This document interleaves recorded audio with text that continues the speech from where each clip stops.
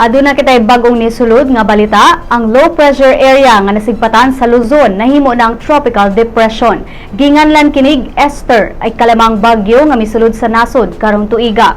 Alang sa dugang detalye aniya si Netherlands sa letrero gikan sa Pag-asa Mactan. Netherlands.